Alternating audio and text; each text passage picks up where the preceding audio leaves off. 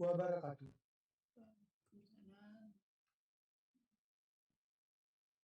Selamat dan selamat bergabung pada kuliah tamu dengan tema Development of Molecular Imprinting Technique for Drug Analysis. Saya Hendrawan HM selaku host akan memandu acara kita pada hari ini. Yang terhormat Ketua Yayasan Al-Baris Ahmad, Bapak Dr. Andes Apoteker Haji Saibudin Adan atau yang mewakili. Yang kami hormati Badan Pengawas Yayasan Al-Marisa Madan, Ibu Dr. Apoteker Haja Aisyah Fatmawati. Yang kami hormati Ketua Sekolah Tinggi Ilmu Farmasi Makassar, Ibu Dr. Nur Samsiar MSc. Yang kami hormati narasumber kuliah tamu kita pada hari ini, Profesor Dr. Apoteker Alia Nur Hasan MSc. Yang kami hormati seluruh civitas akademik Sekolah Tinggi Ilmu Farmasi Makassar, dan kepada seluruh peserta kuliah tamu yang berbahagia. Puji syukur kita panjatkan kehadirat Allah Subhanahu wa Ta'ala yang telah memberikan limpahan rahmat berupa kesehatan, keselamatan, dan karunia-Nya, sehingga kita dapat hadir di acara ini dengan sehat walafiat. Amin. Selanjutnya, perkenankan saya menyampaikan susunan acara kuliah tamu pada hari ini. Yang pertama, pembukaan oleh MC. Yang kedua, doa oleh Pak Fahri Mubarak SPARM MSc. Yang ketiga, sambutan dari Kepala Bagian Analisis Farmasi. Mohon maaf saya ulangi. Acara yang ketiga, sambutan oleh dan sekaligus membuka acara pada pagi hari ini. Selanjutnya, pemaparan materi oleh narasumber dipandu oleh moderator Bapak Apoteker Syamsul Esparem MSc. Acara yang kelima, sesi diskusi atau tanya jawab. Yang keenam, penyerahan sertifikat secara online. Yang ketujuh, foto bersama. Yang kedelapan, penutup. Acara yang pertama yaitu pembukaan. Marilah kita buka acara ini dengan mengucapkan basmalah. Bismillahirrahmanirrahim. Acara selanjutnya yaitu pembacaan doa kepada Bapak Fahri Mubarak Esparem MSc. Disilahkan. Baik, terima kasih Saudara MC. Bismillahirrahmanirrahim. Assalamualaikum warahmatullahi wabarakatuh. Sebelum kita memulai acara webinar atau kuliah tamu pada pagi hari ini, mari kita sama-sama berdoa kepada Allah Subhanahu wa Ta'ala. Semoga segala kegiatan kita diberikan keberkahan Allah Subhanahu wa Ta'ala. Izinkan saya berdoa menurut agama percaya yang saya anut, yaitu agama Islam. Selebihnya silakan menyesuaikan. Bismillahirrahmanirrahim. Alhamdulillahirabbil alamin. Hamdan na'imin, hamdan syakirin, hamdan yuwafi ni'amahu wa yukafi mazidah. Ya Rabbana lakal hamdu kama yanbaghi li jalali wajhikal karim wa 'azimi sultanik. Allahumma ighfir lana dhunubana wa liwalidayna warhamhuma kama rabbawna shighara. Allahumma sahhil lana umurana wa umur ahlina wa ashabina wa umur jami'atuna istighfar kasar wa umur muassasatina al-Marisa Madani. Ya Allah, ya Rahman, ya Rahim, hari ini kami berada pada kuliah tamu, ya Allah. Tambahkan ilmu kami, ya Allah. Mudahkan pengetahuan kami, ya Allah. Berikan kebaikan untuk kami, ya Allah.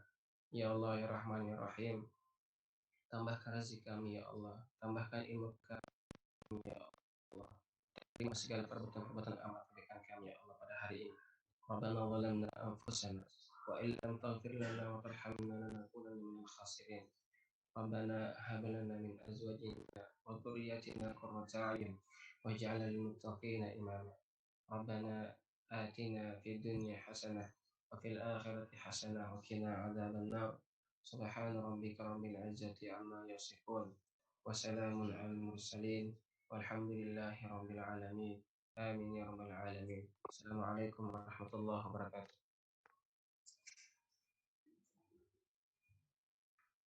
Acara selanjutnya yaitu sambutan.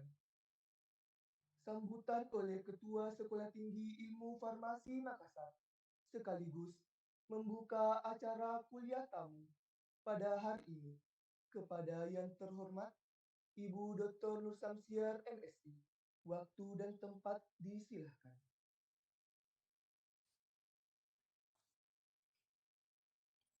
Bismillahirrahmanirrahim. Assalamualaikum warahmatullahi wabarakatuh dan selamat pagi.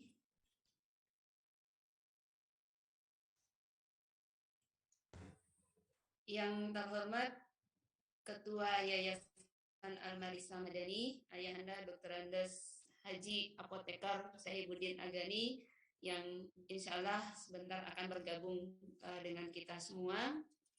Yang kami hormati Ibu Dewan Pengawas Sekolah Tinggi Ilmu Farmasi Makassar, Ibunda Dr. Anda Haji Aisyah Fatmawati MSI.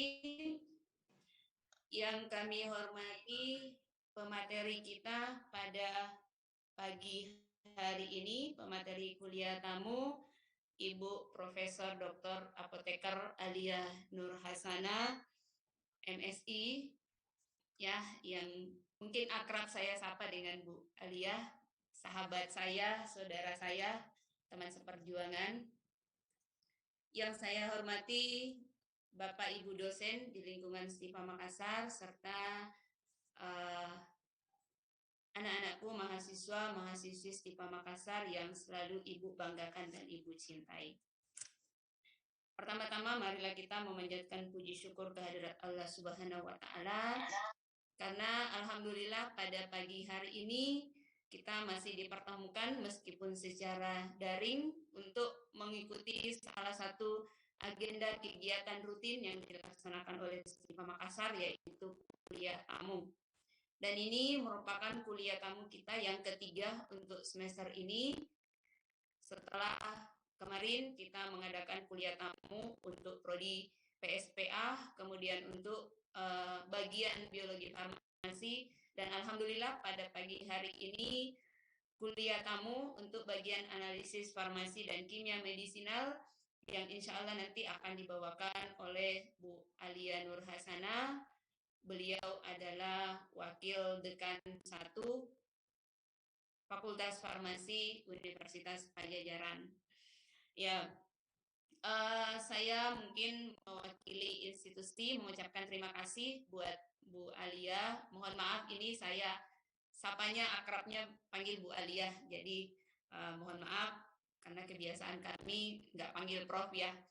Ya, terima kasih buat Bu Alia atas kesediaan waktunya untuk mau berbagi ilmu dengan kami, yang mana mungkin topik yang akan dibawakan oleh beliau hari ini itu merupakan salah satu topik yang baru yang akan kita dapatkan, yang mungkin selama ini mahasiswa-mahasiswa kami hanya mendapatkan teori tentang analisis farmasi yang mungkin konvensional berdasarkan Farmakope Indonesia. Dan hari ini insya Allah kita akan diberikan perkembangan di bidang analisis farmasi, yaitu tentang molecular imprinting, yang mana memang beliau ini sangat konsen untuk mengembangkan topik ini, sehingga kita dari Stiva ini sangat bersyukur ya, sangat beruntung bahwa orang-orang di luar sana mau dengan senang hati berbagi ilmu dengan kita semua. Dan mudah-mudahan apa nanti yang diberikan atau disampaikan sama Bu Alia bisa kita cerna baik-baik, kita bisa pahami baik-baik, dan mudah-mudahan para Bapak Ibu dosen juga bisa mendapatkan wawasan baru, dan juga untuk mahasiswa-mahasiswa Stiva Makassar. Sekali lagi terima kasih Bu Alia atas waktunya di tengah kesibukannya mungkin dalam mengurusi Fakultas Farmasi, tetapi alhamdulillah ini adalah sesuatu yang sangat berharga buat kita, selain karena Fakultas Farmasi Universitas Padjadjaran ini terus menjadi kolaborasi kita, ya. Jadi sudah lama kita berkolaborasi dengan Padjadjaran. Waktu itu kita dibantu untuk pengembangan program studi sehingga kita bisa membuka program studi PSPA, dan secara rutin memang juga Stiva Makassar ini selalu mengundang narasumber dari Padjadjaran, yang mana biasanya diisi sama Prof. Eri, Prof. Ajeng, kemudian ada Bu Tiana untuk kurikulum. Tetapi untuk keilmuan hari ini, alhamdulillah yang datang bersama kita meskipun secara daring itu adalah wakil dekan bidang akademik, yaitu Bu Alia. Nah, buat anak-anakku sekalian, mohon momen ini untuk dimanfaatkan dengan baik. Silakan ditanyakan apa yang memang ingin ditanyakan kepada pemateri, dan insya Allah saya yakin Bu Alia akan dengan senang hati berbagi ilmu dengan kita, karena alhamdulillah pemateri kita hari ini yang saya tahu orangnya sangat senang untuk berbagi ilmu. Bahkan beliau juga ini bukan hanya sebagai partner kita ya, tetapi saya juga pribadi selalu diskusi dengan beliau dalam berbagai hal, terutama ketika terkait masalah analisis farmasi, karena beliau sangat konsen untuk menggeluti bidang analisis farmasi, khususnya untuk yang molecular imprinting ini. Jadi mohon dimanfaatkan sebaik-baiknya. Ya, mungkin hanya itu yang bisa saya sampaikan. Terima kasih buat panitia dari bagian analisis farmasi dan kimia medisinal yang sudah mempersiapkan acara pada pagi hari ini. Mudah-mudahan apa yang kita laksanakan hari ini mendapat keberkahan dari Allah Subhanahu wa Ta'ala. Ya, dengan ucapan Bismillahirrahmanirrahim, kuliah tamu bagian analisis farmasi dan kimia medisinal saya buka dengan resmi. Demikian, wabillahi taufiq wal hidayah. Wassalamualaikum warahmatullahi wabarakatuh.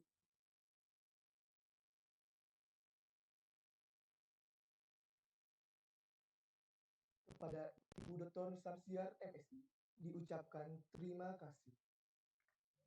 Baik, salah satu tujuan kita hadir dalam acara ini ialah untuk mendapatkan ilmu serta wawasan baru.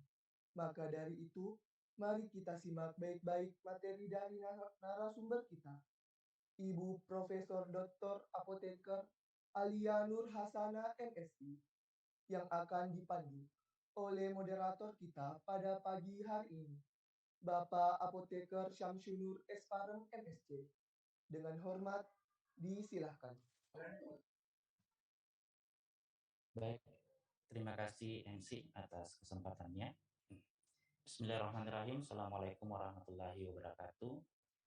Selamat pagi Bapak, Ibu, dan adik-adik mahasiswa peserta dari kuliah tamu bagian analisis farmasi dan kimia medisinal Sekolah Tinggi Ilmu Farmasi Makassar. Selamat datang Ibu Profesor Dr. Apoteker Alia Nur Hasana MSI. Selamat datang meskipun dalam kondisi masih webinar seperti ini ya Bu ya. Sebelum kita mempersilahkan Ibu Alia untuk memberikan materinya, sebelumnya saya akan membacakan CV dari beliau. Ya, nama lengkap Ibu Profesor Dr. Apoteker Alia Nur Hasana MSI. Beliau kelahiran Bandung 12 Februari 1979. Kalau dari kita lihat beliau masih muda dan sudah profesor, alhamdulillah. Mata kuliah yang diampu dari Ibu Alia yaitu analisis biomedik, metode pemisahan dan pemurnian, analisis fisikokimia, kemudian pengembangan metode analisis, dan aplikasi elektrokimia dalam sediaan farmasi. Pendidikan beliau sarjana farmasi dari tahun 1997 sampai 2002 di Farmasi ITB, kemudian dilanjutkan dengan apoteker 2002 sampai 2003 juga di Farmasi ITB, Magister Kimia Analitik di Kimia ITB pada tahun 2007 sampai 2009. Kemudian beliau juga melaksanakan program Sandwich 2014 di Queen's University Belfast, United Kingdom. Kemudian beliau juga adalah doktor farmasi pada tahun 2012 sampai 2015 di Farmasi ITB. Beberapa penelitian yang telah dilakukan oleh Ibu Alia semuanya berfokus pada rata-rata yang berfokus pada molekular imprinting polimer. Kemudian publikasi beliau juga dengan fokus yang sama dalam hal pengembangan molekular imprinting polimer. Banyak sekali publikasi beliau ya, jadi mungkin peserta bisa melihat saja. Kemudian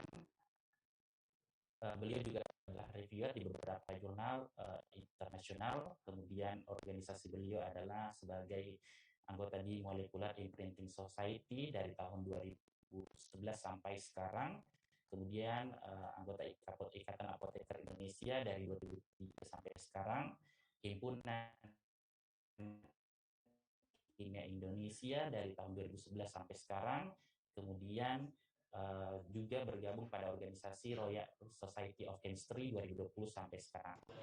Dan beliau juga aktif dalam menghasilkan karya buku yang terbaru adalah Molecular Imprinting Polymer, peran dan aplikasinya dalam bidang farmasi.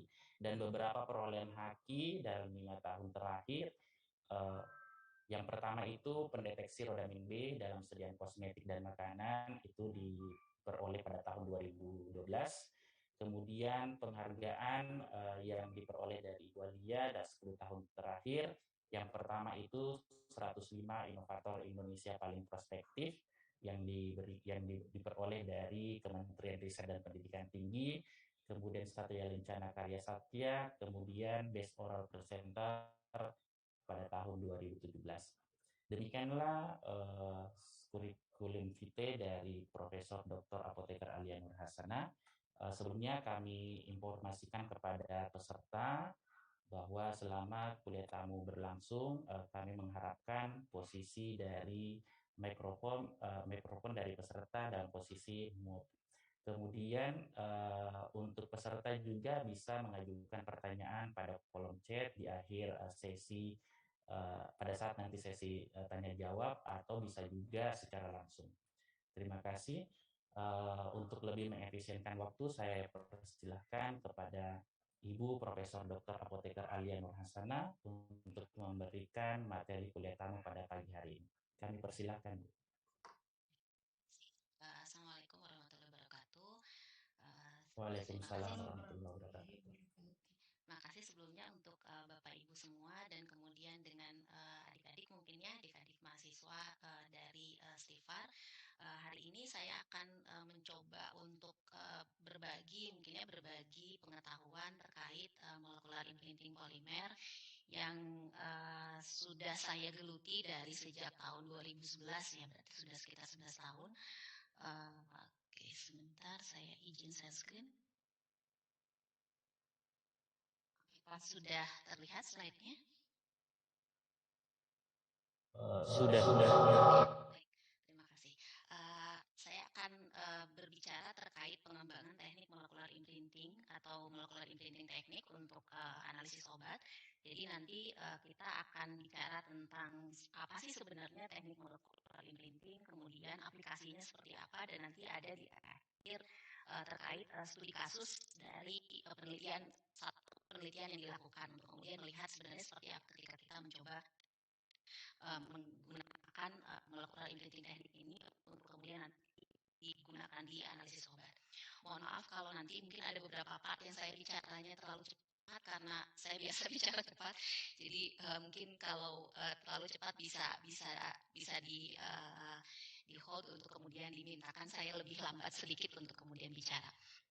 Oke, ini beberapa publikasi dari grup riset kami terkait molekular imprinting. Jadi dari beberapa mahasiswa sarjana, magister, dan doktor terkait molekular imprinting teknik, mulai dari artikel review maupun artikel riset. Pokok bahasan dari materi kita di kuliah tamu hari ini akan dimulai dari pretreatment sampel seperti apa, karena molecular imprinting teknik di drug analysis terutama dipakai untuk kemudian pretreatment sampel itu mostly penggunaannya saat ini. Kemudian sejarahnya, nanti kegunaannya seperti apa, secara prinsip dia bagaimana, aplikasinya dan tantangan ke depan seperti apa yang masih perlu dieksplor untuk kemudian memperbaiki performa dari molecular imprinting polimer yang dihasilkan untuk performa analisis yang lebih baik. Kita mulai dengan diagram kerja analisis sampel. Saya yakin Bapak Ibu dan adik-adik semua sudah sangat paham ketika kita melakukan proses analisis sampel, maka tahapan inilah yang kemudian kita lakukan. Mulai dari sampel kita kumpulkan, kemudian kalau sampel berada jauh dari laboratorium, kita perlu lakukan proses pengangkutan sampel. Ketika sampel sudah diangkut sampai di lab, tahap berikutnya kita perlu preparasi, karena hampir sebagian besar sampel tidak ada yang kemudian bisa langsung kita ukur.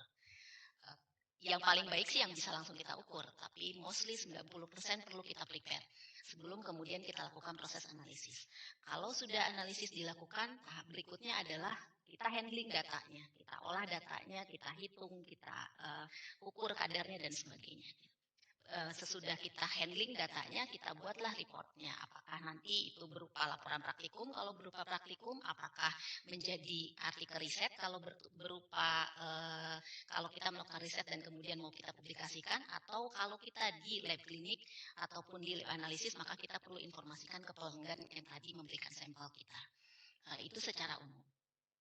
Dan kalau kita bagi ke dalam tahapan pre-analisis, analisis, dan post-analisis, maka 3 tahapan ini pasti berlaku untuk semua analisis. Mau analisis untuk sediaan farmasi, ataupun analisis untuk makanan, analisis untuk kosmetik, hampir semua sampel pasti punya 3 tahapan ini.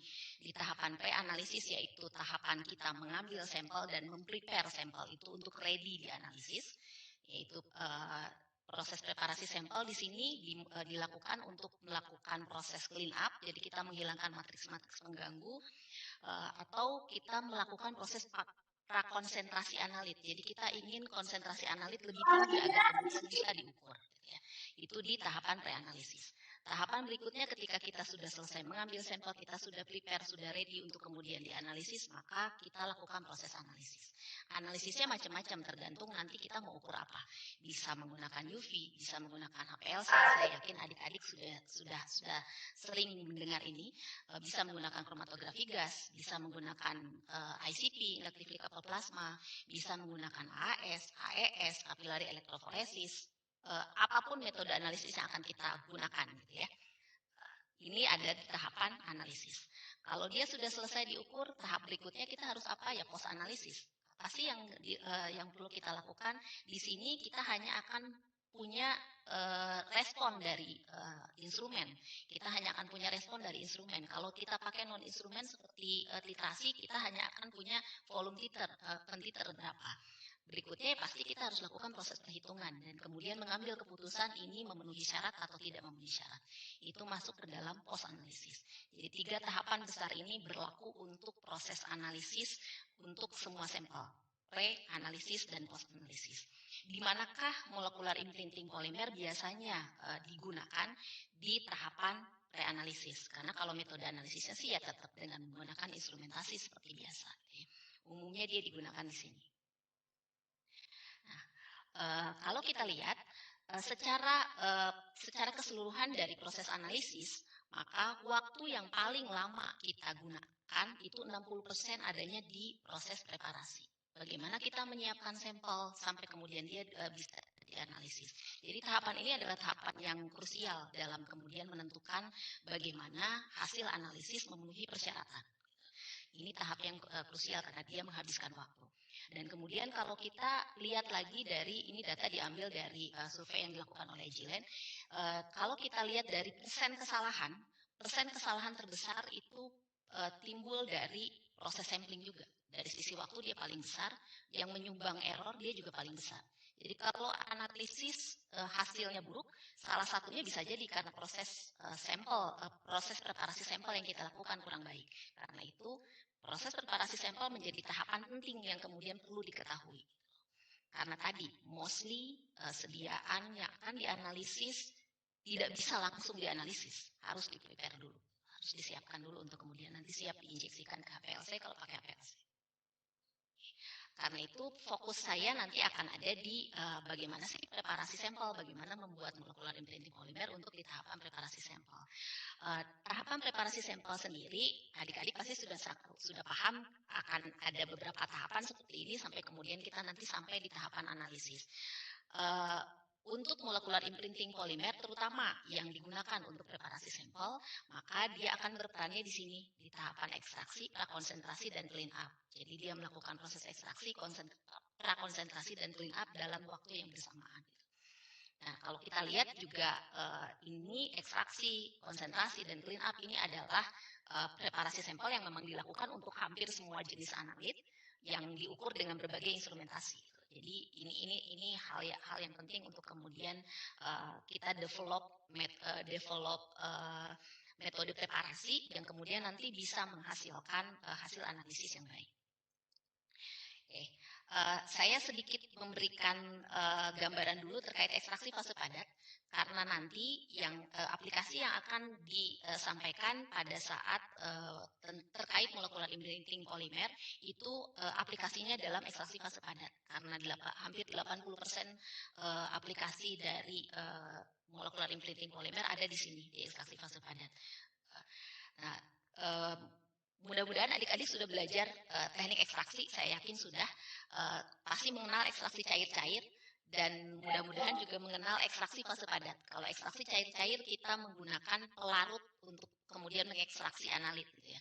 Kalau ini kita menggunakan fase padat karena itu dia namanya juga ekstraksi fase padat. Gitu. Jadi kalau ini gambaran cartridge SPE, di sini ini yang gambar putih itu adalah sorben ekstraksi fase padat. Jadi ada padatan yang kemudian nanti analit yang ingin kita pisahkan itu sampelnya kita lewatkan ke dalam sini, nanti analitnya akan terikat di sini di sorben fase padat ini. Kemudian sesudah itu kita lakukan proses elusi. Jadi tetap menggunakan pelarut, tapi yang melakukan ekstraksinya itu adalah fase padat ini, ya. Tahapan di ekstraksi fase padat itu dimulai dengan menyiapkan fase padatnya, gitu ya. Menyiapkan fase padatnya yang disebut dengan conditioning sorben. Kemudian kita melakukan proses loading sampel, jadi sampelnya kita masukkan ke dalam. Sesudah itu kita lakukan tahapan washing, jadi mencuci interference, mencuci matriks kita lewatkan pelarut yang berfungsi untuk menghilangkan matriks, sehingga kemudian nanti di tahapan terakhir, di tahapan keempat yaitu eluting, kita hanya akan memperoleh analit yang akan kita ukur. Sehingga tadi fungsi ekstraksi, prakonsentrasi, dan clean up itu terjadi di ekstraksi fase padat. Nah, ini gambaran tahapannya sama seperti yang tadi.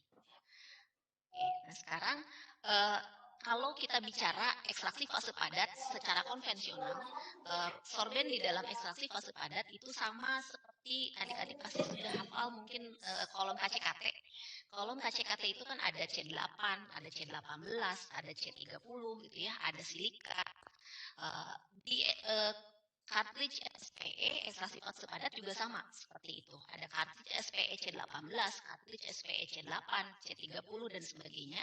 Yang membedakan adalah ukuran partikelnya saja. Ya, itu yang kita sebut dengan SPE konvensional. Ya.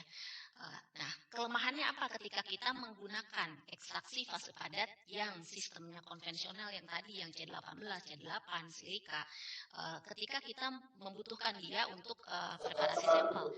Kekurangannya adalah dari sisi selektivitas. Ya sama seperti kolom KCKT. Kolom KCKT juga kan bisa dipakai untuk menganalisis banyak senyawa kan ya. Nah, SPE konvensional juga seperti itu. Dia tidak selektif. Kemudian kalau kita ingin memisahkan analit yang secara struktur mirip, maka menggunakan SPE konvensional ini jadi bukan jawaban. Contoh misalnya kita ingin memisahkan satu golongan yang sama dari golongan amoksisilin, misalnya amoksisilin, kemudian sulfalfoin dan lain-lain itu akan lebih sulit ketika karena secara struktur mereka sama, hanya beda dari sisi fungsi sampingnya aja. Nah, itu kelemahan dari SPI konvensional. Kemudian kalau kita ingin memisahkan enantiomer pada saat kalau di farmasi, pasti adik-adik sudah tahu bahwa obat itu seringkali berada dalam enantiomernya gitu loh. Nah, ketika kita perlu melakukan proses pemisahan pada saat misalnya drug development, pada saat kita mau pengembangan obat atau kita pencarian obat baru, maka kita kalau menggunakan SPI konvensional untuk posisi proses preparasinya, pemisahannya, maka kita tidak akan mungkin bisa menggunakan itu gitu ya. Jadi kelemahannya ada di situ. Itulah yang kemudian menyebabkan ada jawaban yang lain, tidak menggunakan ekstraksi fase padat konvensional, tapi menggunakan molecular imprinting solid phase extraction. Jadi ekstraksi fase padat. Jadi kita membuat fase padatnya itu tidak dengan teknik biasa, tapi dengan teknik molekular. Sehingga kemudian kita akan memperoleh spesifisitas yang sama seperti antibodi dengan enzim. Jadi kayak kunci dengan anak kunci gitu. Kita akan ketemu dengan itu. Sehingga nanti selektivitas ikatannya juga akan sama dan kelebihannya adalah dia tidak memerlukan treatment tambahan sebelum analisis kromatografi. Jadi biasanya kalau darah, kalau misalnya kita sudah punya serum darah gitu ya, kita bisa langsung lewatkan ke dalam MISP ini, terus kemudian nanti tinggal kita injekkan ke HPLC kalau mengukurnya dengan HPLC. Oke, nah ini terkait sejarahnya. Sejarahnya sudah dimulai dari tahun 1930, jadi sudah sangat lama gitu ya. Sudah disiapkan dari tahun 1930, mulai dari Polyakov ini mencoba mengadsorpsi silika karena tadi kan dia ekstraksi fase padat ya, fase padat. Jadi silika di sini berfungsi sebagai fase padatnya. Silika yang kemudian mengadsorpsi aditif dari berbagai pelarut. Kemudian berlanjut dengan pembuatan molecular imprinting polimer dengan berbagai pendekatan. Ada pendekatan kovalen, non-kovalen, dan intermediate. Yang paling banyak dipakai sampai sekarang adalah yang pendekatan non-kovalen. Oke, dari tadi kita bicara molecular imprinting teknik, kemudian resultnya adalah molecularly imprinted polymer. Apa sih sebenarnya dia gitu ya? Dia adalah polimer yang dihasilkan melalui teknik molecular imprinting, sehingga kemudian nanti ketika template diambil dari matriks polimer yang sudah terbentuk, dia akan punya afinitas terhadap template tadi. Gitu ya. Jadi kalau saya berikan gambaran, kita punya template molekul. Di sini adalah analit yang akan kita analisis. Oke.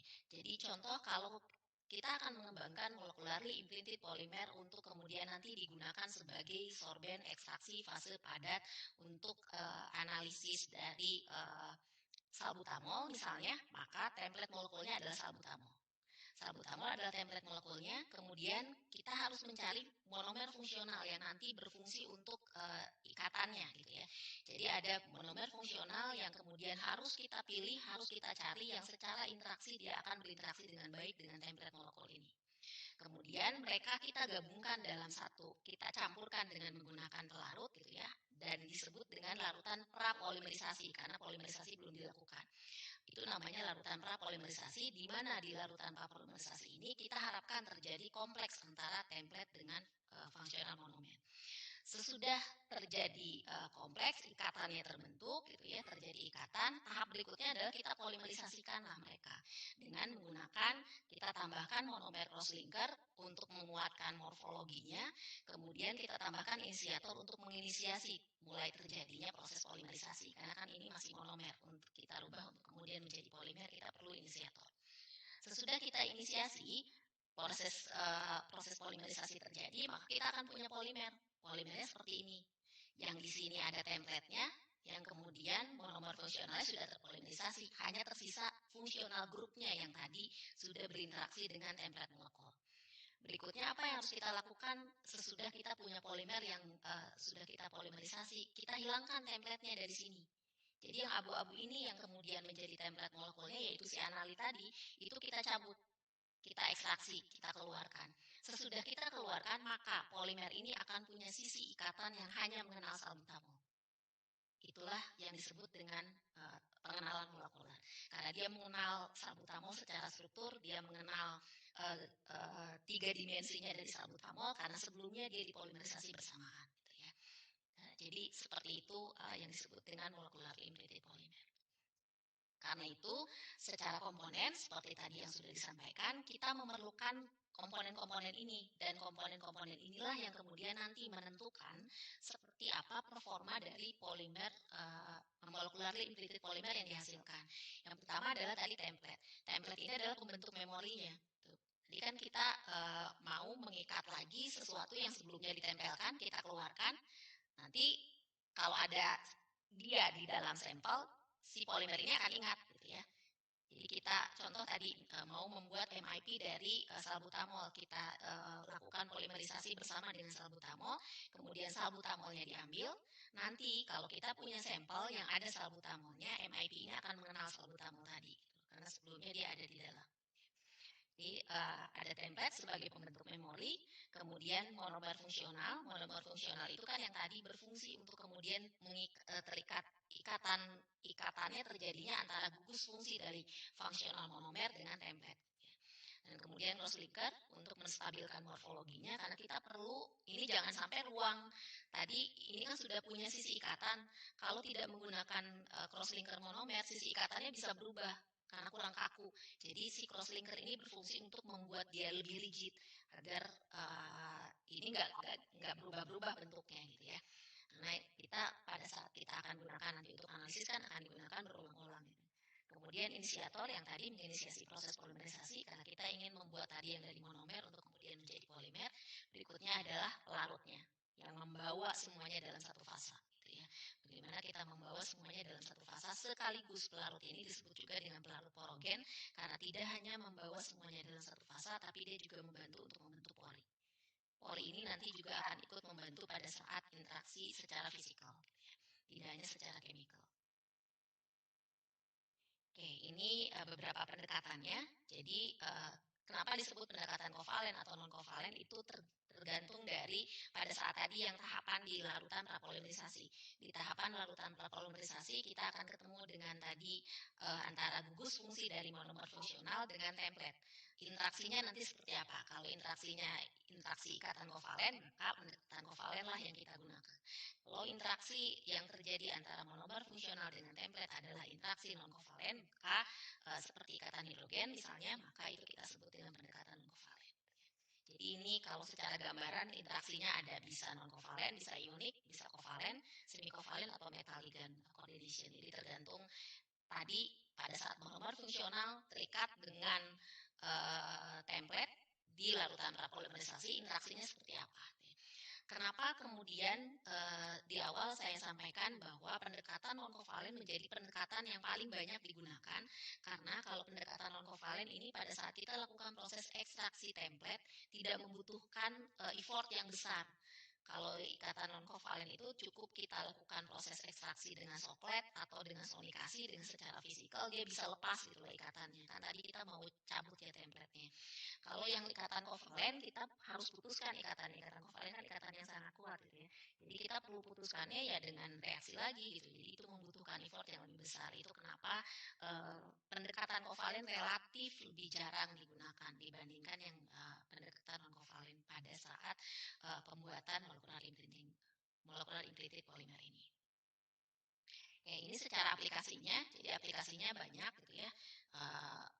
Bisa kalau dianalisis ya bisa untuk kemudian kita purifikasi obat darah, kemudian untuk yang nanti bisa kita gunakan untuk therapeutic drug monitoring. Kemudian kalau di makanan kita untuk analisis makanan bisa, kalau di lingkungan kita untuk analisis di lingkungan bisa gitu ya. Jadi kalau mau analisis limbah untuk melihat apakah ada antibiotik beta lactam misalnya dalam limbah yang kita hasilkan, itu tinggal dibuat MIP untuk beta lactam tadi.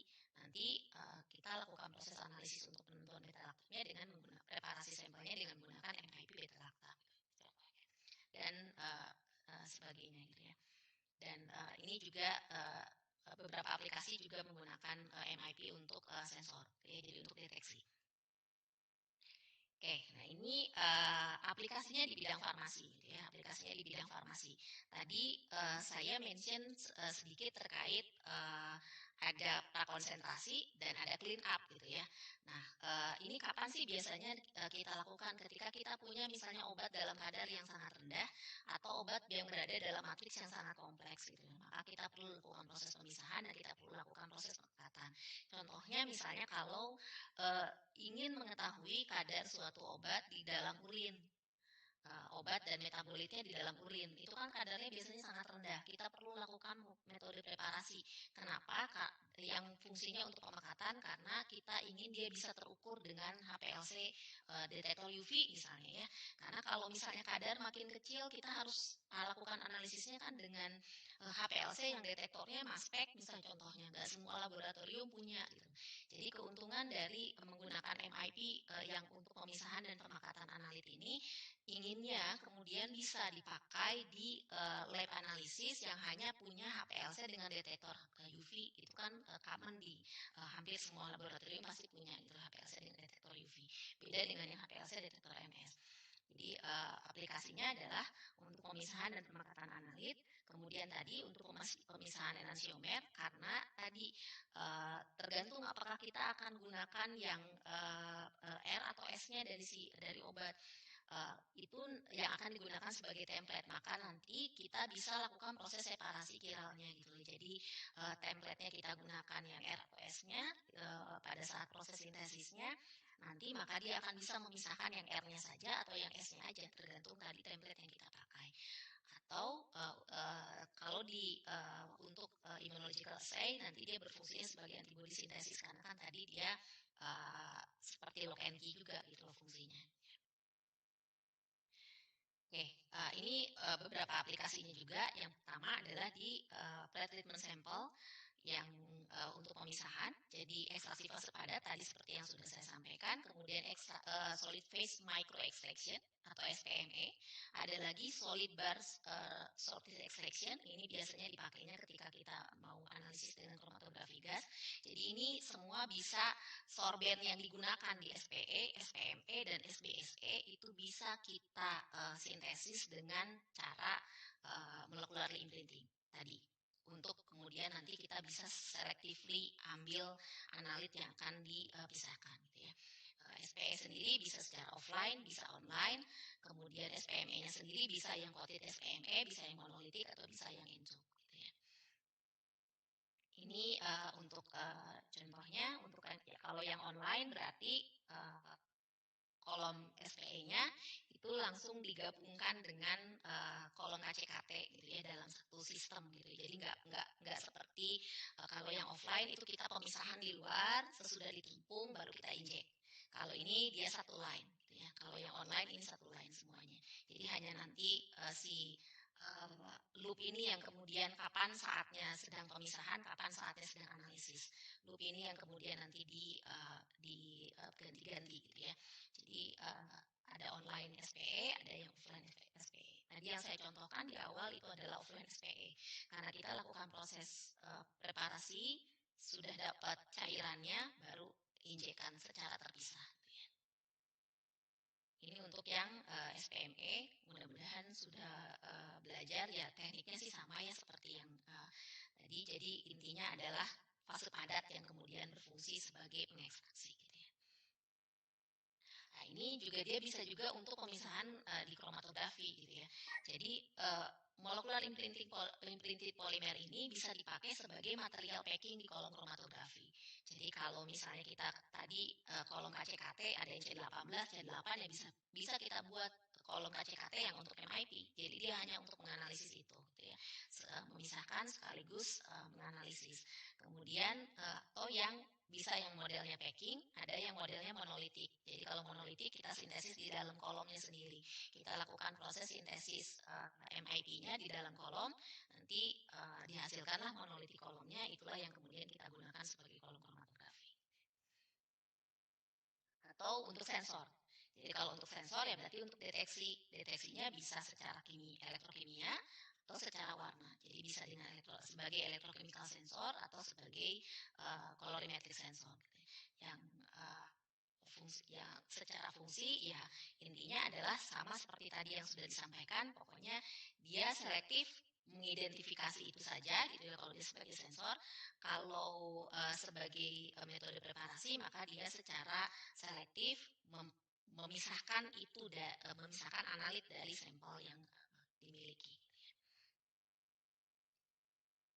Nah, sekarang mengapa sih kita membutuhkan molekular imprinted polymer di bidang farmasi? Gitu. Yang pertama adalah yang paling sering digunakan kalau di bidang farmasi itu adalah untuk therapeutic drug monitoring. Kita perlu melakukan proses pengukuran kadar obat yang kemudian nanti kita korelasikan dengan outcome terapi. Jadi kalau misalnya ini hasil misalnya diberikan warfarin secara periodik terus gitu ya sesuai dengan resep, kok hasil outcome terapinya nggak sesuai, itu kan kita perlu lakukan proses pengukuran kadar warfarin ya di dalam darah. Nah, warfarin itu kadarnya rendah dan dia ada di dalam darah yang matriksnya kompleks. Otomatis kita perlu metode preparasi yang selektif dan sensitif. Itulah MIP bekerja di situ. Ya. Jadi MIP yang berfungsi untuk kemudian nanti di therapeutic drug monitoring. Dan MIPS ini juga bisa kita pakai tadi seperti yang aplikasi yang sudah disampaikan, dia bisa sebagai di kolom untuk di KCKT atau di SPE gitu ya. Dan keuntungannya adalah dia bisa kita gunakan berulang dan disimpan bertahun-tahun di suhu kamar. Jadi kenapa molekular imprinted polymer untuk ekstraksi fase padat itu menjadi banyak penggunaannya, karena kalau kita lakukan proses ekstraksi dengan menggunakan fase padat itu kita bisa simpan gitu. Jadi contohnya misalnya saya membuat molekular imprinted polymer untuk tadi pemisahan salbutamol misalnya ya. Salbutamol ceritanya ini akan digunakan untuk mengukur salbutamol di dalam urin, karena salbutamol sering kali digunakan disalahgunakan oleh atlet karena itu dia masuk ke dalam doping. Nah, kita periksanya di dalam urin. Nanti urin yang dimasukkan ke dalam tadi dilakukan proses conditioning, loading, washing, dan kemudian di-eluting dengan SPE tadi. Kemudian kalau kita mau simpan tidak langsung di-eluting, si salbutamolnya diam di dalam sorben, itu kita bisa simpan bertahun-tahun. Karena dia diam di dalam padatan itu stabil posisinya dibandingkan kalau kita simpan dia di dalam larutan. Jadi keuntungannya adalah ini, ya bisa kita gunakan berulang, kita juga bisa simpan analit yang tidak langsung kita analisis di dalam sorben SPE-nya. Gitu ya. Itulah kelebihan dari ekstraksi fase padat. Dan kalau ekstraksi fase padat yang modelnya adalah dibuat dengan molekular imprinted polymer, maka selektivitasnya yang kemudian menjadi meningkat. Jadi sebenarnya seperti apa sih tahapan ketika kita ingin membuat molekular imprinted polymer untuk tujuan analisis farmasi? Tadi yang pertama, siapa yang kemudian menentukan performa analisisnya? Yang menentukan performa analisisnya adalah interaksi antara template dengan monomer fungsional tadi. Ya. Berarti yang di awal inilah yang menjadi hal yang krusial sebelum kita lakukan proses sintesis polimernya. Kita harus memastikan monomer fungsional mana sih yang interaksinya bagus dengan template gitu ya. Jadi tahapan pertama adalah mengukur interaksi template dan monomer dengan bantuan komputasi ataukah kita langsung dengan wet lab gitu ya. Jadi langsung di laboratorium dengan trial error melalui pencarian pustaka dari sifat fisikokimia dari template-nya sendiri dan sifat fisikokimia dari monomer fungsionalnya. Kemudian sesudah kita tahu monomer fungsionalnya yang mana yang bagus, kita ambil cross-linkernya, kita pilih pologennya apa, baru kita lakukan proses sintesisnya. Sesudah jadi polimernya, kita lakukan evaluasi. Karena kan sebelum kemudian bisa dipakai di real sampel, kita harus lakukan evaluasi dulu untuk memastikan bahwa karakter polimernya, baik karakter fisiknya maupun karakter kinerja analitiknya memenuhi persyaratan. Nah, inilah secara tahapan. Ya. Jadi kalau lihat ini mungkin jangan dibayangkan bahwa alatnya akan sophisticated atau alatnya akan seperti apa. Ini saya yakin alatnya pasti hampir di semua laboratorium pasti punya gitu ya. Karena kita cuma perlu water bath, kita hanya perlu oven, kita cuma perlu soklet gitu ya untuk kemudian membuat molekular imprinted polymer ini. Ini adalah metode sintesis molekular imprinted polymer yang paling umum, yaitu metode ruah. Kita hanya perlu masukkan ke dalam vial. Kita perlu masukkan ke dalam vial tadi monomer fungsional, template, cross-linkernya, inisiatornya, dan pologennya. Kemudian kita purging, jadi bisa dipurging dengan cara memasukkan nitrogen atau cukup disonikasi untuk menghilangkan oksigen terlarut. Kemudian kita langsung masukkan di dalam, kita tutup dan masukkan di water bath atau oven. Ini pasti alatnya ada di lab, atau kalau punya alat untuk sintesis dengan UV, maka dilakukan polimerisasinya dengan UV, gitu ya, dengan sinar UV. Nanti kita akan punya polimer, jadi yang asalnya bentuknya larutan, dia akan menjadi padatan. Ketika sudah terjadi polimerisasi, dia akan jadi padatan. Tahap berikutnya kita hancurkan si vialnya. Vial kita hancurkan dengan mortar stamper biasa. Sesudah itu dilakukan proses pengayakan agar homogen nanti ukuran partikelnya. Kemudian kita lakukan ekstraksi dengan soklet. Bisa dengan soklet, bisa dengan sonikasi, gitu ya. Untuk apa tahapan ini? Yang tadi kita kan perlu menghilangkan template-nya. Jadi cara menghilangkan template-nya agar dia punya rongga yang spesifik terhadap analit cukup dilakukan dengan ekstraksi soklet. Sesudah ekstraksi soklet dilakukan, tahap berikutnya adalah kita lakukan proses sedimentasi. Jadi untuk memastikan ukurannya semua sama, jadi kita lakukan sedimentasi agar nanti dan padatan yang kita ambil adalah padatan yang di bawah. Karena ini ukurannya sudah seragam. Jadi kita lakukan berulang proses sedimentasi. Sesudah itu keringkan, packing. Mau di packing ke KCKT kalau ukuran partikelnya sesuainya untuk kolom KCKT, atau kita lakukan proses packing ke cartridge SPE gitu, kalau mau digunakannya untuk ekstraksi fase padat. Jadi kalau lihat seperti ini, saya yakin hampir di semua laboratorium pasti bisa membuat molecular imprinted polymer. Nah, kalau ini metode sintesis yang lain. Ini agak ada beberapa alat-alat yang perlu kita gunakan lagi, gitu ya.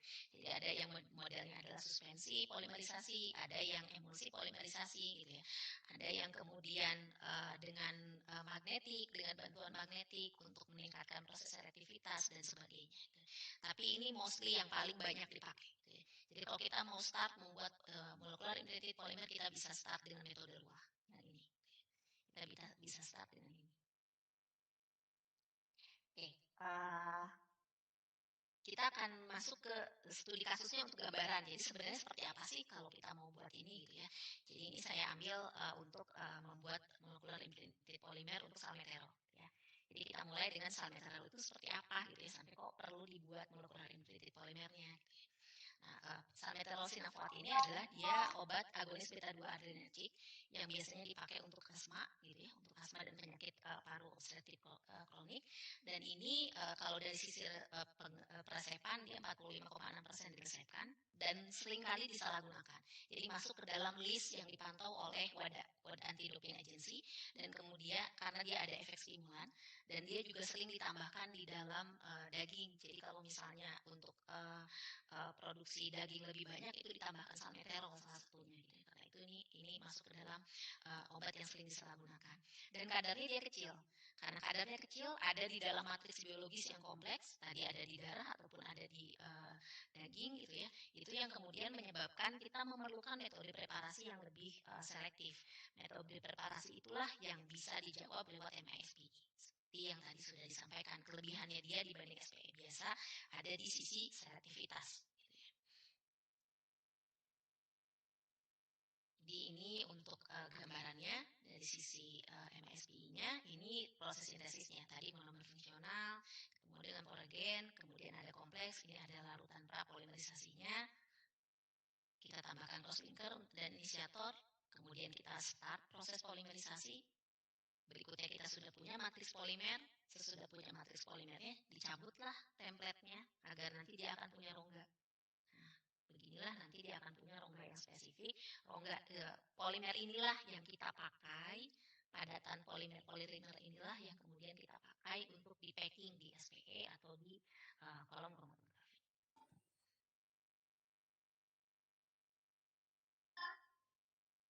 Nah, ini secara metode seperti ini pada saat mengembangkan untuk yang MIP salmeterol. Jadi menggunakan metode komputasi untuk pemilihan monomer dan crosslinkernya. Sesudah itu dipastikan dengan wet lab dengan menentukan konsenta asosiasi dari monomer dan template-nya. Berikutnya kita lakukan proses sintesisnya. Sesudah lakukan proses sintesis barulah karakterisasi. Jadi karakterisasi dulu dilihat kapasitas absorpsinya seperti apa sih. Kemudian kalau nanti dia dipakai untuk obat, bagaimana sih kondisi ekstraksi fase padatnya yang harus kita lakukan, kemudian pemastian selektivitasnya, dan baru karakterisasi secara fisiknya. Jadi ukuran partikelnya berapa, surface areanya berapa, gitu ya.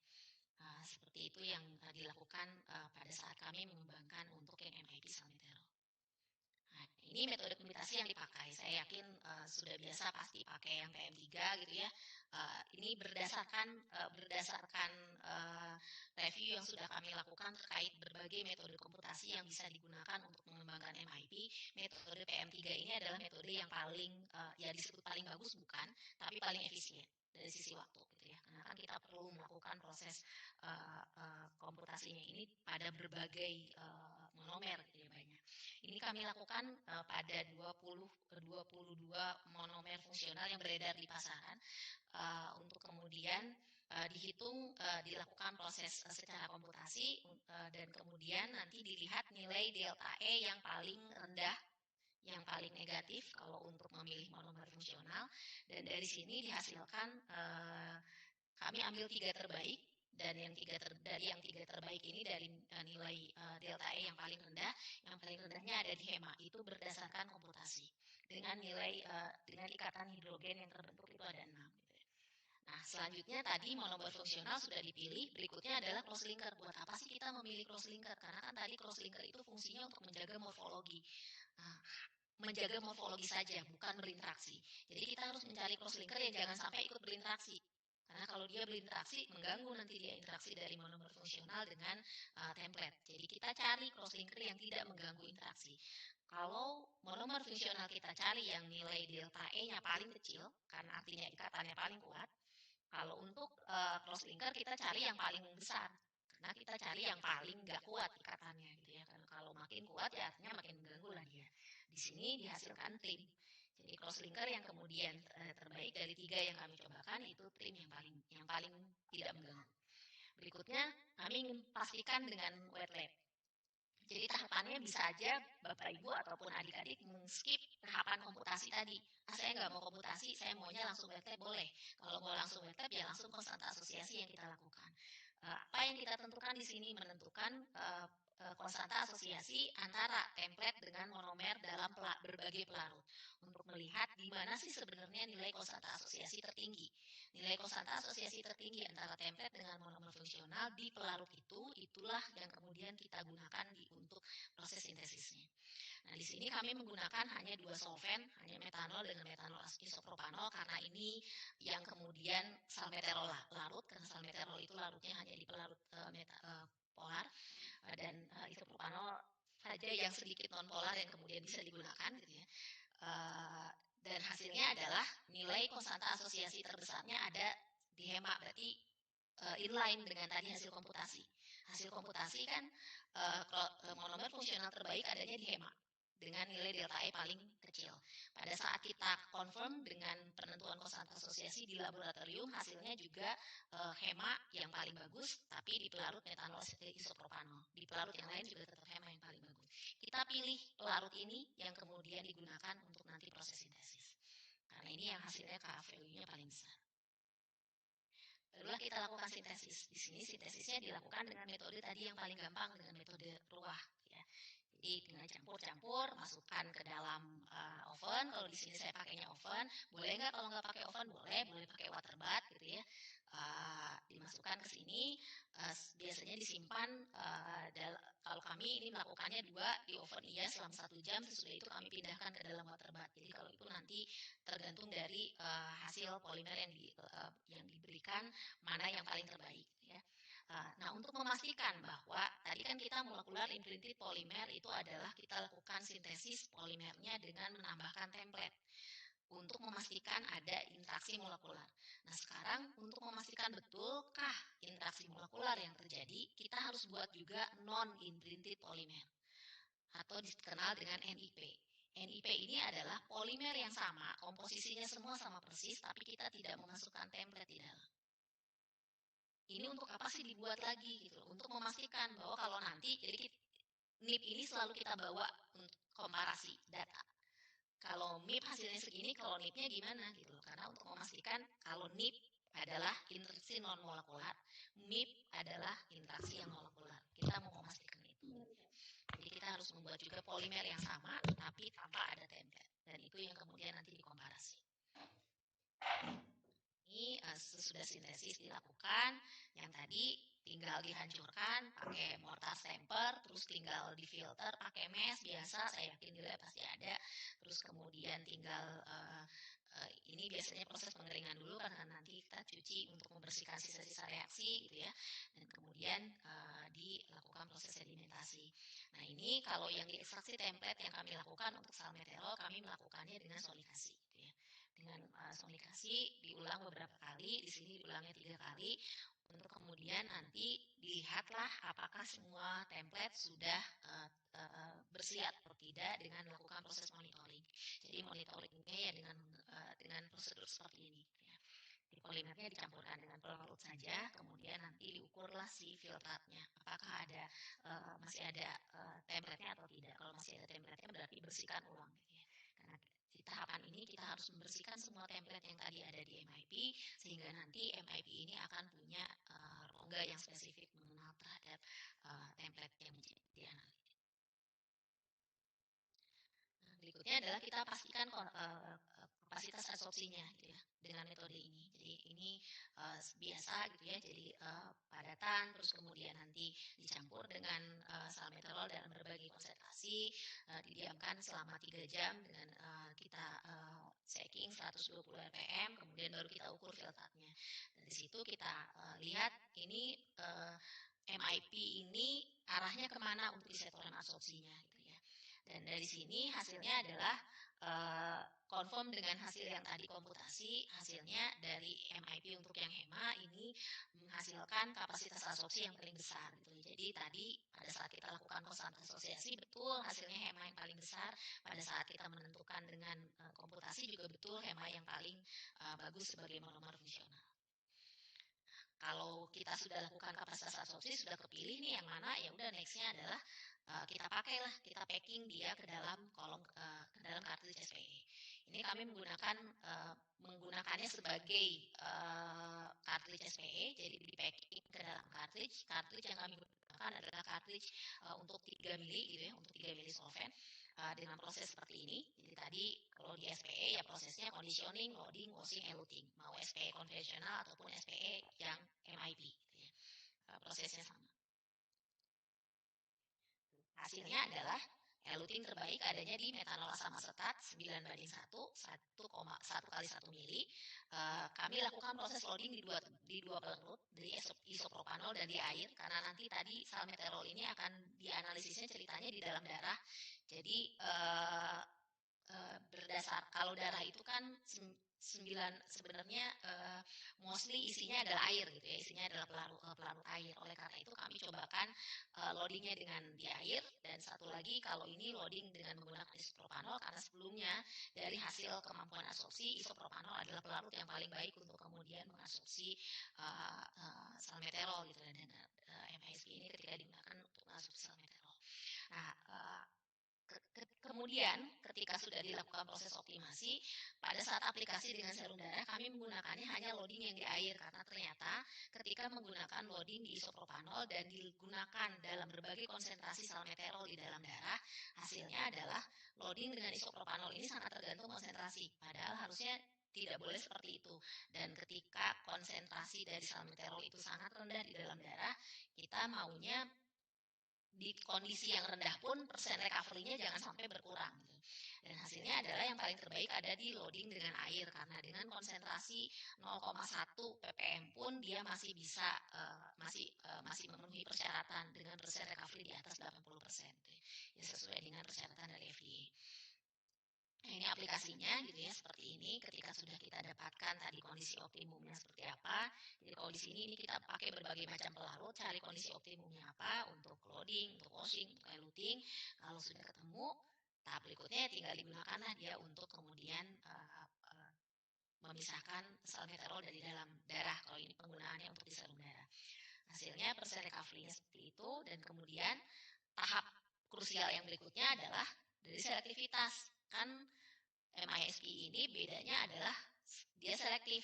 Nah, memastikan selektivitas kita harus gunakan senyawa lain yang analog yang kita campurkan juga di dalam serum gitu. Jadi kita masukkan senyawa analog di sini adalah terbutalin dengan salbutamol yang secara struktur sama dengan salmeterol. Kita masukkan juga ke dalam sampel serum, kemudian kita lakukan proses SPE-nya. Jadi dalam darah ada tiga senyawa, ada salmeterol, ada terbutalin, ada salbutamol. Semuanya bergabung, dilakukanlah proses SPE, kemudian kita lihat persen recovery-nya bagaimana, kemudian MISP ini bisa memenuhi persyaratan atau tidak dari persen recovery, dan hasilnya adalah dia mampu membedakan salmeterol dengan salbutamol dan terbutalin.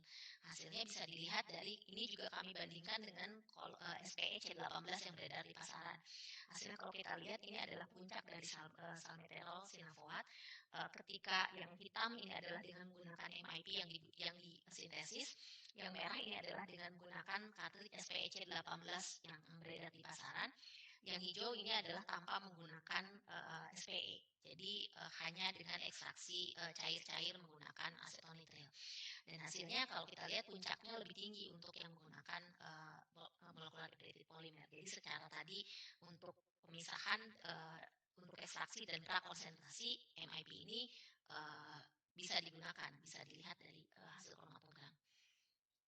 Oke, berikutnya kita lakukan karakterisasinya, berapa sih sebenarnya surface area-nya. Oh, ternyata memang betul surface area dari MIP yang dengan HEMA itu memang paling besar. Ketika surface area-nya makin besar, maka dia kapasitasnya makin baik, gitu, sesuai dengan hasil kapasitas absorpsi.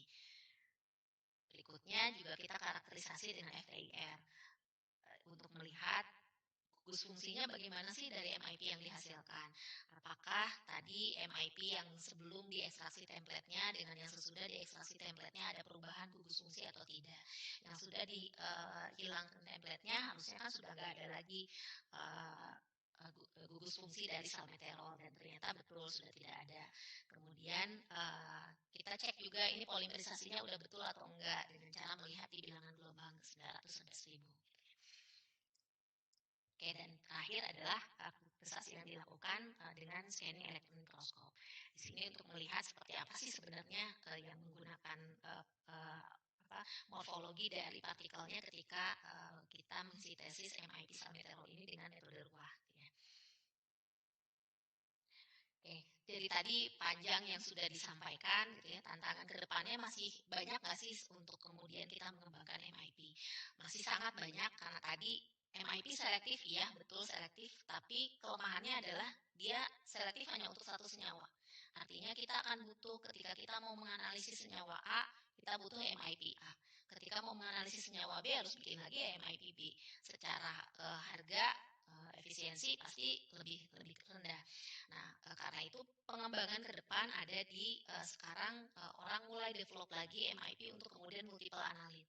Jadi kita tidak template yang digunakan tidak hanya satu template tapi beberapa template, karena itu MIP untuk multiple analit. Kemudian tadi kalau dari contoh yang sudah disampaikan, kita menggunakan template yang memang sama dengan analit. Kelemahan dari template yang sama dengan analit adalah ada kemungkinan terjadi leakage, terjadi leaching. Itu kenapa pengembangan berikutnya adalah menggunakannya dummy template. Jadi kalau mau ukur salmeterol, ya bukan salmeterol yang dijadikan template-nya, tapi kita pakai terbutalin misalnya yang kemudian secara struktur mirip. Itulah yang disebut dengan dummy template. Atau tantangan ke depan yang lain adalah kita menggunakan fragment template. Jadi bukan template dengan molekul secara utuh, tapi hanya fragmentnya aja. Yang lain adalah tadi multifungsional fungsional monomer yang digunakan biasanya satu. Ini kelemahannya dari sisi interaksinya juga jadi lebih terbatas. Nah, untuk meningkatkan interaksi yang terjadi, kita bisa lakukan multifungsional monomer strategi. Jadi multifungsional monomernya nggak cuma satu, kita campur ada beberapa fungsional monomer. Dan berikutnya adalah MIP untuk biomolekul, protein, karbohidrat, gitu ya. Dan kemudian MIP untuk kalau kita di Indonesia kita kan banyak mengembangkan obat dari bahan alam, gitu ya. Jadi MIP untuk kemudian nanti digunakan sebagai metode isolasi, gitu ya. Itulah yang tantangan ke depan yang saat ini sedang banyak dieksplor oleh banyak peneliti terkait molekular integrated polymer. Itu gambaran untuk pengembangan molekular integrated polymer di bidang farmasi. Mudah-mudahan kita bisa berdiskusi lebih lanjut terkait MIP ini. Terima kasih. Assalamualaikum warahmatullahi wabarakatuh. Waalaikumsalam warahmatullahi wabarakatuh.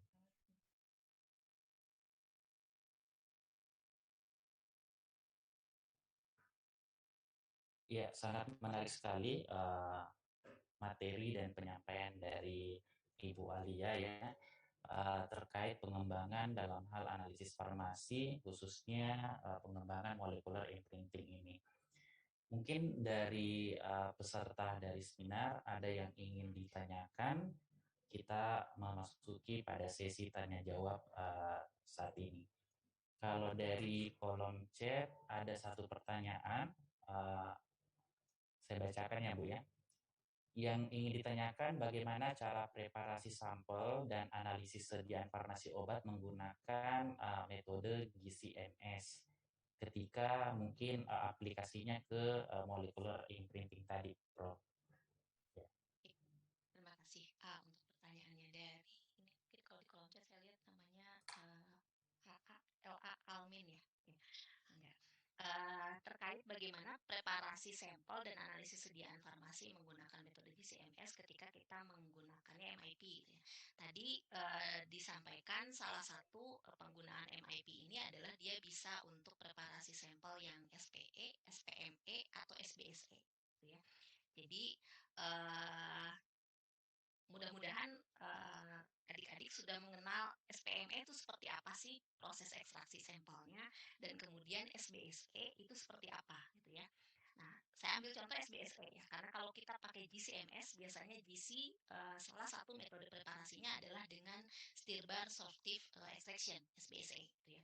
Nah, pada SBSE ini kita menggunakan sorben di dalam. Nah, biasanya dari polidimetilsiloksan kalau yang umum gitu ya, SBSE yang konvensional. Nah, ini SBSE yang menggunakan MIP artinya sorbennya yang di dalam stir-barnya ini gitu ya, di dalam stir-barnya ini tidak menggunakan yang polidimetilsiloksan tapi menggunakannya MIP gitu. Prosesnya nanti proses SBSE-nya gimana ya, sama seperti SBSE biasa, yang berbeda hanya sorbennya jadi bukan yang polidimetilsiloksan tapi MIP. Jadi bedanya hanya itu. Jadi kalau misalnya preparasi berikutnya akan ada perbedaan nggak ada perbedaan. SBSE itu kalau tadi MIP sudah ada di dalam stir-bar sorptive-nya gitu ya, sudah ada di dalam stir-barnya, kemudian nanti stir-bar itu dimasukkan ke dalam sampel, kita panaskan, dia mengcapture analitnya. Sesudah itu kan dipindahkan ke alat GC. Ya hal yang sama berlaku untuk kemudian SBSE-nya yang kita develop dengan menggunakan MIP. Ya. Jadi kalau secara metode preparasi dan yang lainnya sama persis dengan SPE biasa, sama dengan SPME biasa, ya tergantung kita develop MIP-nya untuk menggunakan apa. Untuk SPE, SPME, SBSE, kromatografi, atau untuk yang lain. Bedanya hanya menyiapkan sorbennya, kita menggunakan teknik pencetakan molekul. Mudah-mudahan bisa menjawab. Ya, baik, Prof. Terima kasih. Mungkin ada lagi peserta yang ingin bertanya secara langsung, kami persilahkan.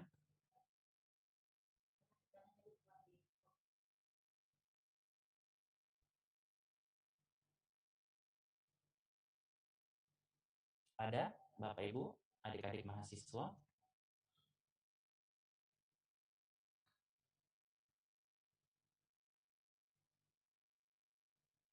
Ya, ini ada lagi Bu yang ingin ditanyakan. Ya, ini terkait dari segi preparasinya.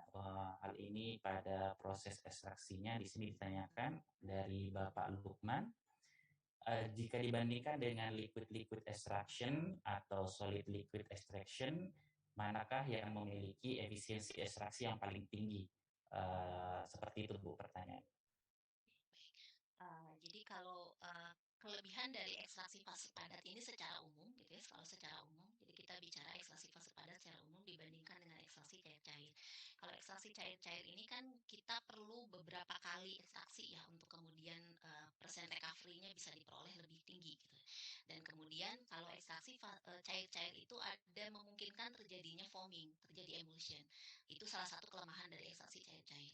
Nah, jadi kalau bicara persen recovery-nya lebih bagus yang mana, itu akan tergantung obat gitu ya, akan tergantung obat yang dianalisis. kelemahan ekstraksi cair-cair ada di situ, kelebihan dari ekstraksi fase padat ada di kemungkinan terjadi foamingnya tidak ada, dan kemudian kita dari sisi solvent yang dipakai lebih irit gitu loh. Kalau ekstraksi cair-cair kan kita butuh 20 mili, butuh mungkin 50 mili, dan bisa berapa kali berapa mili gitu ya, bisa lebih banyak. Nah kalau ini biasanya dalam skala ada yang bisa 0,1 mili, ada yang hanya 1,1 kali 1 mili gitu. Jadi lebih efisien dari sisi jumlah pelarut yang digunakan. Gitu. Dan kita bisa gunakan berulang. Jadi sorbennya kalau sudah selesai dipakai untuk mengekstraksi satu sampel, itu kalau sudah kita bersihkan ya bisa kita pakai lagi untuk kemudian ekstraksi sampel yang lain. Dari MIP yang saya develop itu rata-rata bisa dipakai di atas 100 kali gitu. Di atas 100 kali kita bisa gunakan sorben yang sama yang sudah di packing ke dalam kartridge SPE, kita bisa pakai itu berulang-ulang ratusan kali. Jadi ya dari sisi efisiensi biaya dengan tanpa kehilangan performa analitiknya sangat comparable kalau dibandingkan dengan ekstraksi cair-cair.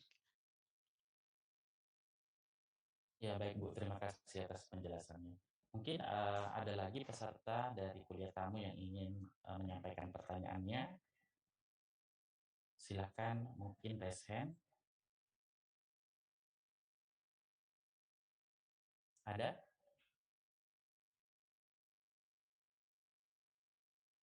Ya, mungkin Bu sambil menunggu pertanyaan dari peserta, sedikit dari saya pribadi, ini sedikit penasaran mengenai polimer imprinting yang biasanya telah dikembangkan. Kira-kira Bu, ya, kalau misalnya dalam pengembangan molekular imprinting polimer ini kan ada semacam template ya yang memang diharapkan itu nanti proses pemisahan atau proses ekstraksinya nanti lebih selektif. Kira-kira kalau misalnya dalam proses analisis atau proses pemisahannya ini kan berhubungan dengan misalnya seperti tadi yang telah dijelaskan itu bahwa ada pendekatan, baik itu pendekatan berdasarkan dengan non kovalen ataupun pendekatan kovalen dari segi mekanismenya. Nah, kira-kira dalam proses pengembangan kemungkinan tidak ya Bu ada semacam residu yang bisa saja ikut tercapture terdalam proses molecular imprinting ini. Dengan kata lain, apakah dari segi kemungkinan besar ada semacam afinitas yang lebih kuat mungkin yang bisa saja berinteraksi lebih kuat dibandingkan dengan template yang sudah kita buat misalnya seperti itu Bu. Itu yang sebenarnya membuat saya penasaran kira-kira kalau kita melakukan proses analisis kemungkinan besar adakah residu-residu tertentu yang bisa saja ikut atau lebih berinteraksi pada molekular imprinting tersebut. Demikian Bu, terima kasih. Baik, terima kasih Pak pertanyaannya. Apakah mungkin ada yang kemudian berinteraksi lebih kuat dibandingkan tadi template yang sudah kita sintesis bersama gitu ya Pak ya? Ada kemungkinan itu. Itulah kenapa kita perlu lakukan evaluasi performanya. Jadi kalau kita sudah lakukan sintesis, tahap berikutnya adalah memastikan performanya. Ini betul nggak yang sudah kita sintesis itu bagus. Gitu. Jadi cara menentukannya ya tadi dengan kemudian kita menentukan kapasitas absorpsi, kemudian kita mengevaluasi dia pada saat di SPE dengan senyawa yang lain, gitu, senyawa lain yang berbeda secara struktur dan senyawa yang sama secara struktur, hanya beda sisi sampingnya aja gitu, sisi samping. Nah dari situlah kita bisa memastikan oh iya polimer yang kita sintesis sudah bagus atau tidak bagus. Sekaligus juga kita bisa komparasi dengan non-imprinted polimernya yang tadi tanpa adanya template. Jadi memang apakah tadi pertanyaan Bapak bisa terjadi? Bisa.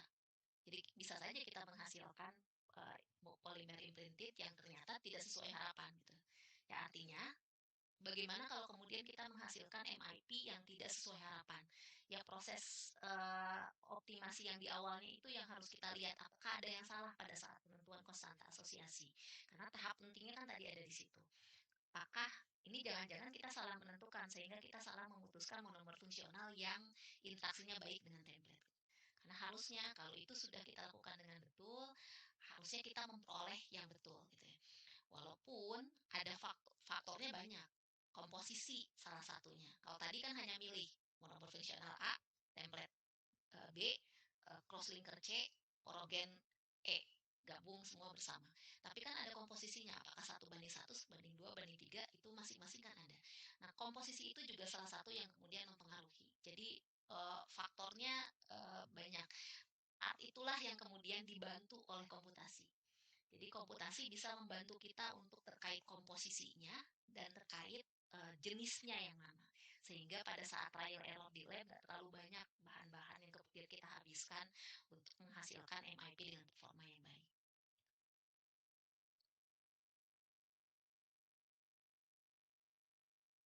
Ya, baik Bu. Terima kasih atas penjelasannya. Ini ada lagi satu di kolom chat dari Sri Wahyuni. Ya. Sini saya bacakan Bu ya. Yang ingin ditanyakan itu adalah proses ekstraksi sampel setelah proses polimerisasi sampel dengan MIP. Kriteria apa saja yang harus kita perhatikan dalam pemilihan metode ekstraksi, misalnya kapan menggunakan sohletasi atau sonikasi. Yang kedua, itu yang pertanyaan pertama. Kemudian pertanyaan kedua, jika kita menggunakan sampel darah, apakah perlu ada proses preparasi sampel ataukah sampel darah bisa secara langsung diaplikasikan ke MIP? Pertanyaan yang ketiga, apakah dalam pengukuran bioavailabilitas suatu obat kita bisa menggunakan MIP atau dalam pengukuran parameter kinetika obat? Demikian Bu pertanyaannya. Itu mungkin ada 3 pertanyaan dari Saudari Sri Wahyuni.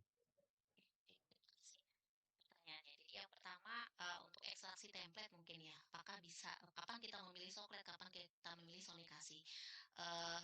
Kalau dua-duanya saya pernah pernah komparasi mana sih yang lebih terbaik, apakah kita pakai soklet atau sonikasi gitu ya. Kalau soklet kita butuh biasanya dari sisi waktu yang lebih panjang karena kita butuh minimal 18 jam. 18 jam dan mungkin nggak cuma sekali kita soklet. Kalau template-nya terikatnya kuat dengan monomer fungsional, kita perlu soklet yang berulang gitu, bisa 2 kali. Karena kan tadi tahap berikutnya adalah memastikan semua template sudah keluar dari polimer. Sejauh ini ketika saya komparasi dari sisi efisiensi waktu lebih efisien dengan sonikasi. Lebih efisien dari sonikasi. Tapi memang kelemahannya dari sonikasi adalah bentuk partikel mungkin berubah. Jadi kalau kita lakukan sonikasinya berulang, bisa jadi bentuk partikelnya berubah, gitu, ukuran partikelnya berubah. Jadi nanti ya itu akan sangat tergantung dari polimer yang kita kembangkan. Jadi ada yang bagusnya dia dengan soklet, ada yang bagusnya dia dengan sonikasi. Gitu. Tapi saya pernah mengkomparasi dengan polimer yang sama, dengan template yang sama, gitu ya. Terus kemudian di compare, kita keluarkan template-nya dengan sonikasi, dengan kita keluarkan dengan soklet, gimana hasilnya dari efisiensi waktunya yang soklet lebih bagus. Tapi tadi ini mungkin terjadi perubahan karena ketika sudah dilakukan ekstraksi berulang ini berubah untuk yang sonikasi itu gitu ya. Tapi kalau perubahan partikel tersebut kemudian tidak merubah performa nggak masalah gitu ya. Jadi ya nanti tahapan berikutnya ya tadi pemastian performanya apakah masih oke atau tidak gitu ya. Itu terkait bagaimana memilih gitu. Jadi kalau sekarang kesini-sini saya banyak menggunakannya sonikasi untuk kemudian mengekstraksi karena dari sisi waktu dia lebih efisien. Kemudian untuk yang tadi preparasi ke sampel darah ketika kita mau ukur dalam sampel darah apakah langsung atau enggak. Jadi darah ya tidak whole blood yang kita masukkan ya.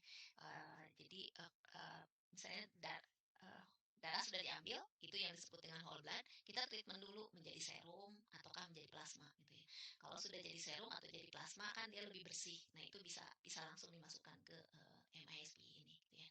Jadi tidak whole blood yang masih ada eritrosit dan lain-lain. Itu terus kemudian penggunaannya pada bioavailabilitas atau untuk kemudian farmakokinetik. Sangat bisa digunakan karena kalau tadi kita bicara therapeutic drug monitoring itu berarti kan mengukur kadar obat di dalam darah. Farmakokinetik dan bioavailability juga mengukur kadar obat dalam darah dalam sampel biologis. Artinya ini bisa dipakai. Cara pemakaiannya ya sama persis untuk TDM, untuk bioavailability ataupun untuk farmakokinetik study sama persis. Tapi perbedaannya kalau farmakokinetik study berarti kan kita akan ukur dari konsentrasi yang sangat rendah gitu ya. Ya berarti kita harus pastikan MIP ini ya memang ketika kita kita buat performanya baik dari mulai konsentrasi berapa sampai berapa. Jadi itu salah satu yang kemudian kita tentukan pada saat evaluasi performa MIP yang kita sintesis. Mudah-mudahan menjawab pertanyaannya, Bu. Sri Wahyuni. Iya, baik. Terima kasih Ibu atas penjelasannya. Mungkin satu lagi pertanyaan dari peserta masih ada?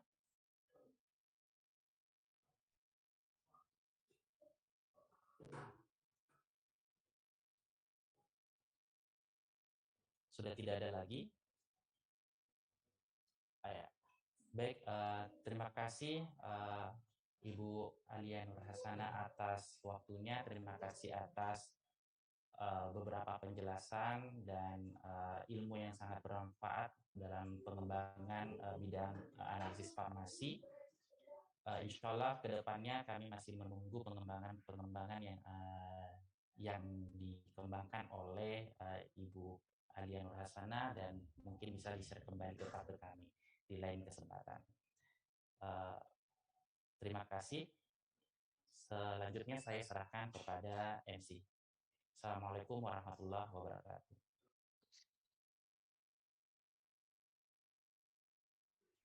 Baik, acara selanjutnya yaitu penyerahan sertifikat secara online yang akan diserahkan oleh Bapak Apoteker Syamsunur S. Parem MSI. Kepada Bapak, disilahkan. Ya Bu, ini kami berikan sertifikat. Terima kasih atas waktunya untuk kami di Istiqlal Makassar.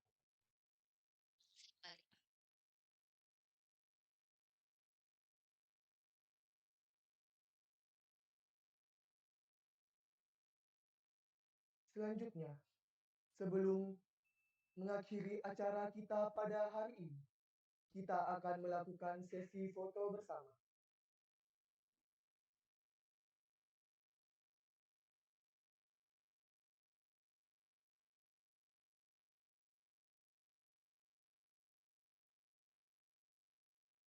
Iya. 1, 2, 3. Next. 1, 2, 3. Next. 1, 2, 3. Next. 1, 2, 3. Next. 1, 2, 3. Next. 1, 2, 3. Next. 1, 2, 3. Ya, terakhir. 1, 2, 3.